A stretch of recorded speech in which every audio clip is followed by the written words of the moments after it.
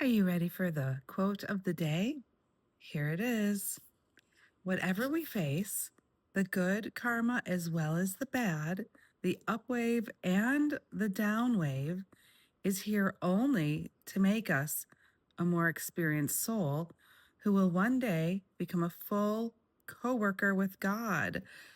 Okay, co-worker with God, that's a term that, you know, kind of makes sense when you hear it, but what is that in a more in-depth way? A co-worker with God, some say angel, but others say master or enlightened person. There's so many different words people use to explain kind of the same thing. So in Eckankar, we say co-worker with God, and that is the goal. So as you up level yourself and you learn to deal with the good and bad, as it was saying in the quote, you become more adept at life. You become more adept at your own life. And then it kind of trickles out, and you're able to be there as a helpful coworker when you are given a nudge to go do something, right? So you're helping other people too.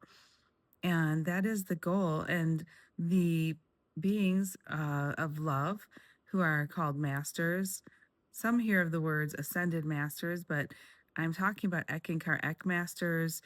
You could also say angels.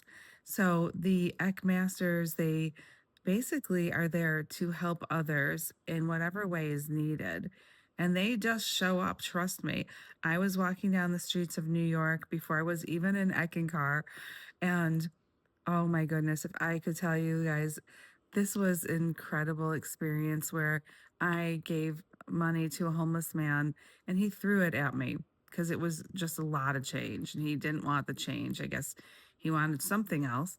And I was so upset because it was my last bit of money. And I said to myself in my head, I'm like, I'm never giving money again because this is ridiculous. And I was really upset. And I kept walking. And from diagonally across the street, 10 blocks later, a peaceful master came up to me and talked me down and told me that I should always do what I'm doing and be generous and it's okay. And it was like what I needed. So they're always around.